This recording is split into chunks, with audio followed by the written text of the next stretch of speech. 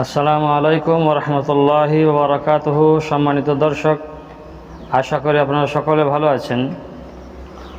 আসুন, আজকে আমাদের ভিডিওর গুরুত্বপূর্ণ বিষয়বস্তু হবে বা আলোচ্য বিষয়বস্তু হবে আকিকার গোশত বণ্টন করার সমাধান। সম্মানিত দর্শক, আমরা সকলে কয়েকদিন পূর্বে কোরবানের একটি সময় থেকে পার হলাম, বকরা ঈদের সময় থেকে পার হলাম। এবার আমাদের প্রসঙ্গ আমাদের যে আকিকা রয়েছে, এই আকিকা প্রসঙ্গে সংক্ষিপ্ত আকারে ইনশাআল্লাহ তাআলা কিছু বলবো।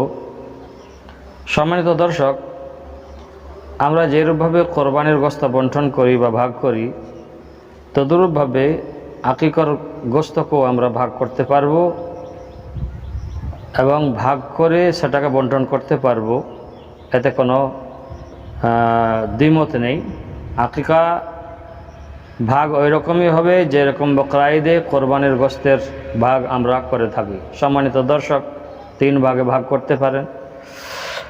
তো এইরকম ভাগ করে আপনারা আকিকার গোশত বণ্টন করতে পারেন।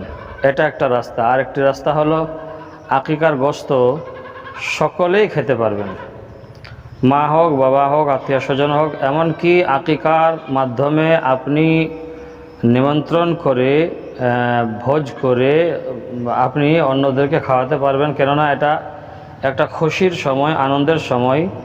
সেই জন্য এই আনন্দে অন্যদেরকেও আপনি শরিক করতে পারবেন এবং আকিকার গোশতে বিরিয়ানি বলুন, পোলাও বলুন বা সাদা মাটা যেরকম খাবার বলুন, তৈরি করে অন্যদেরকে খাওয়াতে পারবেন।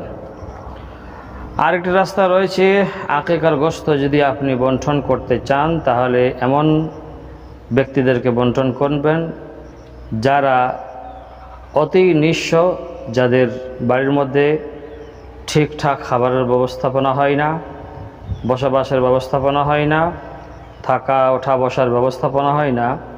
সেই রকম ব্যক্তিদেরকে বা সেই রকম লোকদেরকে যদি আপনি আকিকার গোশত বণ্টন করেন তাহলে এতে আরও ফায়দা হবে বা আরও এতে এটা সর্বোত্তম বলা হয়েছে।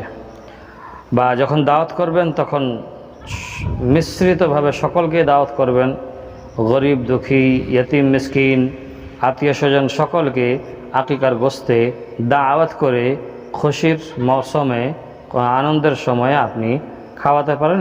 এতে কোনো অসুবিধা নাই। সম্মানিত দর্শক, আশা করব প্রশ্ন এবং উত্তর দুটোই বুঝতে পেরেছেন। ভালো থাকবেন, সুস্থ থাকবেন, দোয়া করবেন। আপনি যদি আমাদের চ্যানেলে নতুন তাহলে অনুগ্রহ করে চ্যানেলটা সাবস্ক্রাইব করে দিয়ে আমাদের সাথে থাকবেন, পাশে থাকবেন। আসসালামু আলাইকুম রহমতুল্লাহি ওয়া বারাকাতুহু।